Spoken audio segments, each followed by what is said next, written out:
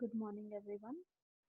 Our today's topic in strategic human resource management is strategic human resource planning.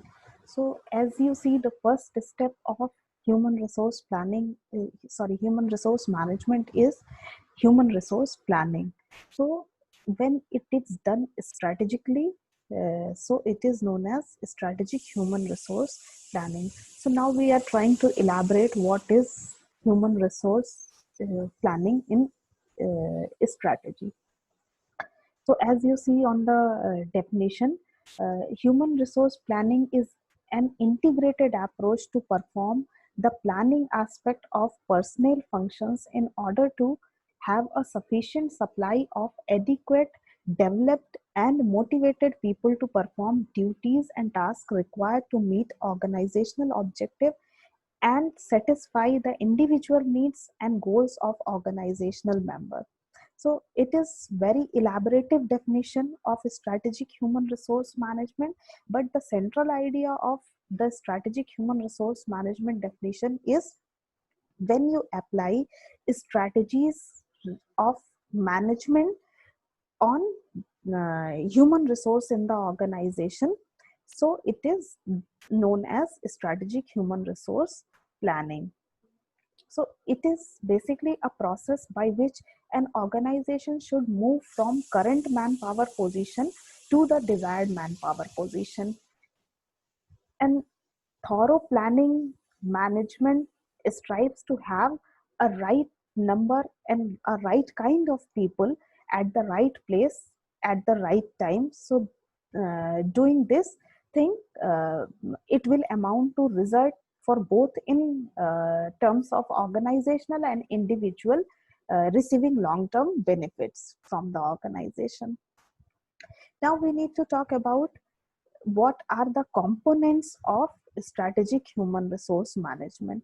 So in the component you see a series of things in the as a component of human resource planning. So see, strategic human resource planning is an umbrella term which includes so many things to do in the organization related to human resource.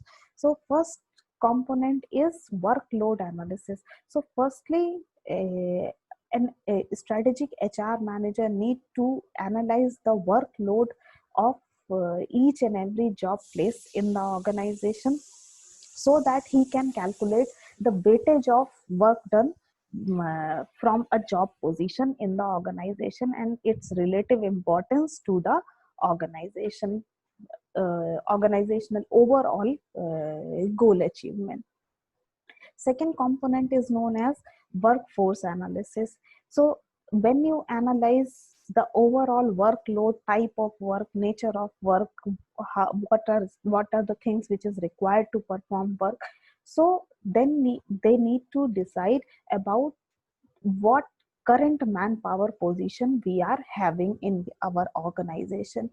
So it is known as workforce analysis. So it is about analyzing and summarizing what kind of workforce we have, what are the skills, knowledge, experience, intelligence as a human capital we have in the organization. So on the basis of that data we prepare a report on that basis. So this is known as workforce analysis. Then the third component of strategic human resource planning is absenteeism. So absenteeism is a very basic problem for any organization. It could hamper uh, everything you plan in advance. So absenteeism need to took very seriously by the HR managers.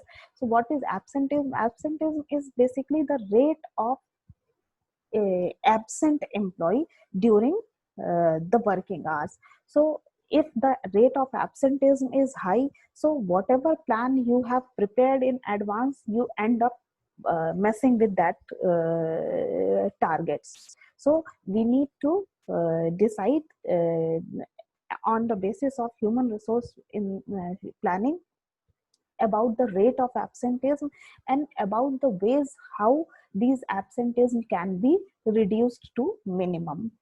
Next component of strategic human resource planning is labor turnover. It is another problem which is very much crucial when it comes to uh, meeting up targets. So labor turnover is basically the rate of employees leaving the organization. So if the labor turnover rate is high in your organization, so there is always a uncertainty is created in the production process.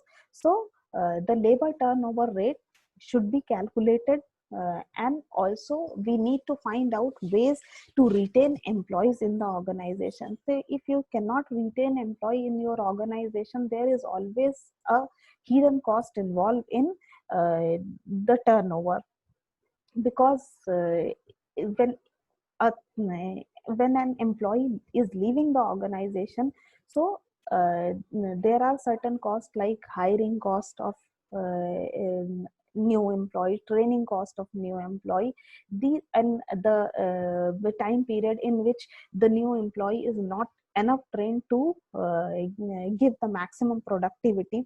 So this will amount to a certain kind of cost in your organization. So as a HR manager, one of the HR strategy is to analyze and keep a tap on labor turnover rate and how to minimize that labor turnover in your organization. Then next component is known as recruitment and selection. So whenever there is a vacancy is created in your organization and you require a new workforce for your organization, then recruitment and selection comes into focus. So recruitment is the process by which a company invites candidates for applying in terms of the vacancy created in your organization. And whatever number of applicants you are collecting, on the basis of selection, you try to find out the right person for the right job. So recruitment and selection is one of the important component of strategic human resource planning. Then induction and development also comes in a human resource planning part, because as a new employee enter into your organization, he need to be well versed with the organizational scenario, culture, work culture and all, and certain kind of training need also be given to the employee so that he can perform his work productively. So the training induction and the training and development part also plays very important role there. Then next component is personal development. See, to nowadays organizations are spending so much time and effort for the career development of employee. If a employee don't see a bright career perspective prospect in your organization, so he might not want to continue with the organization. So there are departments of career counseling in the organization who properly guide an employee how they can develop their career. So the employees development programs need also be run in the organization. This is one of the main component of strategic human resource planning. Next component is ensuring quality to product and service. So the overall idea of strategic human resource planning is to contribute towards the customer satisfaction, and customer satisfaction comes from the quality of your product. So if all the recruitment, selection, induction, training program does well, so you can obviously ensure the quality of product or and services offered by your organization to the customers. And the last component is overall assessment and performance and fine tuning. So uh, the strategic human resource planning need uh, a time to time assessment of all the programs they are running, whether it is workload analysis, workforce analysis, absenteeism, labor turnover, recruitment, selection, training and development. So they need to analyze or assess uh, their programs also, and if there is a requirement of any change or any improvement is needed, so they need to does it as well. So the human resource planning department need to have a check or evaluation or review on the performance, and if there is needed, so such programs which need certain kind of improvement, they need to be fine tuned as well. So these are the components of strategic human resource planning.